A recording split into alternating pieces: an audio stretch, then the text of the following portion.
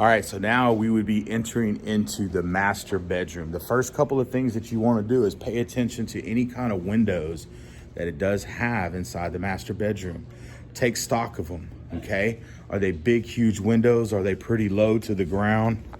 Okay, you may even want us to ask real quick, hey, do you mind if I open this one up just to make sure to see if it's hardwired? It may already be pre-wired.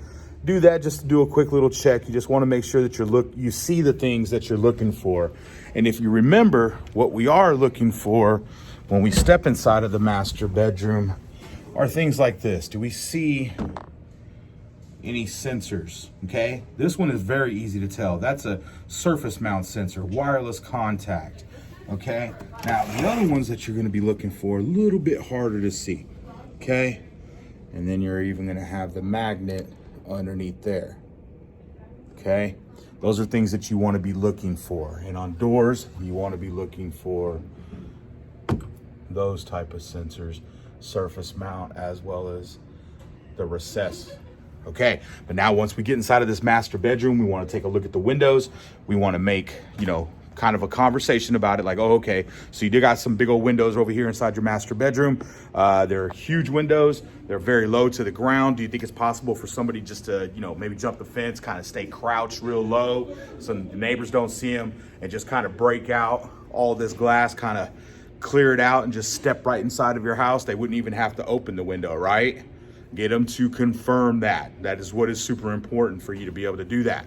Now, what you want to do is you want to transition into the master bathroom. When you get inside the master bathroom, you want to see if there is a huge window or any kind of glass, any kind of window inside that master bathroom. Now, if you get a big old bay window right above a bathtub, you want to talk to them about that. You want to say, hey, listen, this is a very, very dangerous area right here.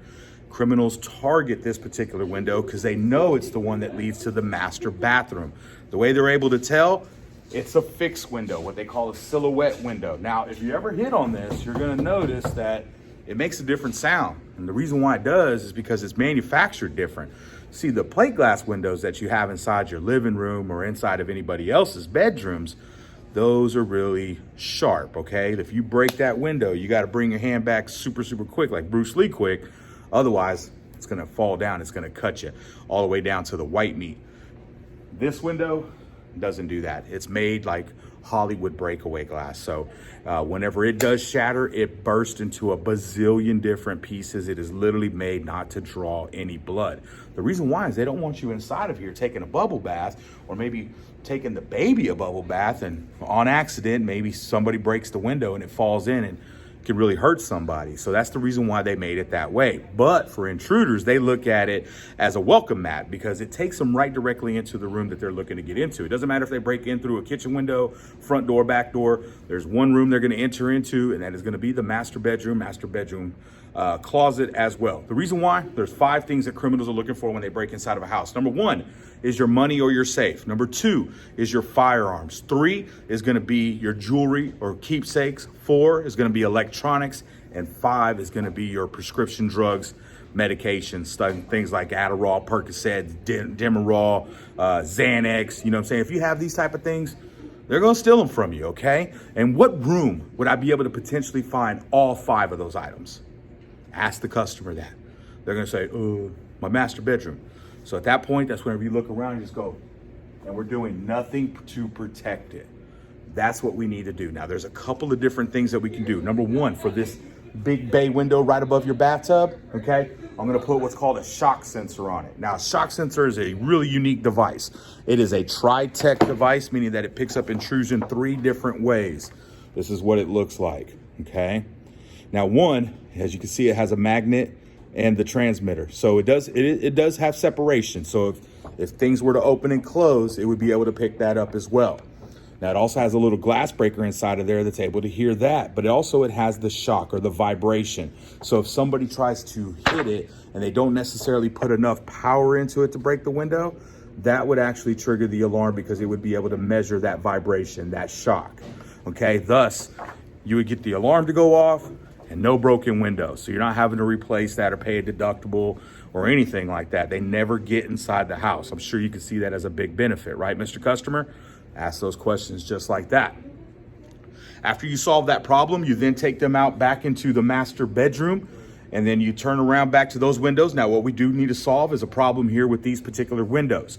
Now, because your house is already pre-wired or hardwired, and these sensors on the door, or excuse me, on these windows, will go off if somebody does open and close them. However, if they break the window, that does not make them go off if they if they open or close.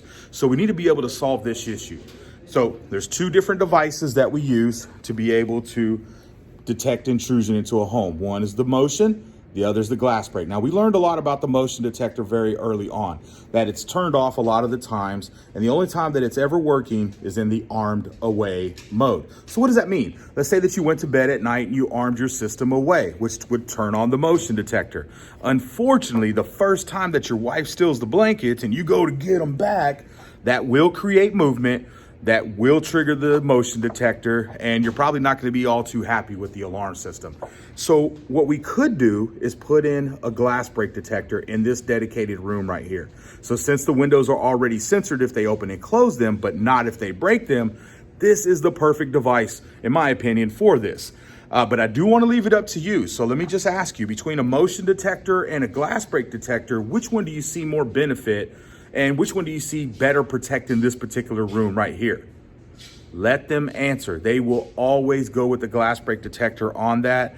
That means that they are already buying. They have mentally started saying, oh yeah, a glass break detector. Then you follow up with questions like, if so, when they say that, oh yeah, glass break detector. Oh, okay, why do you say that?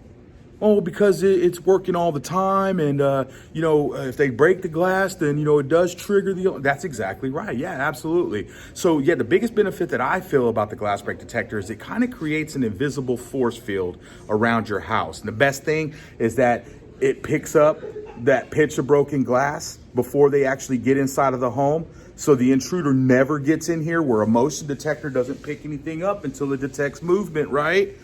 Glass break detector keeps the intruder on the outside of the house. So if you had a choice, where would you prefer your intruder, inside your home or outside your home? They're gonna say outside the house. Yeah, that's right. Hey, let's go to the kitchen table. Let me get you some numbers.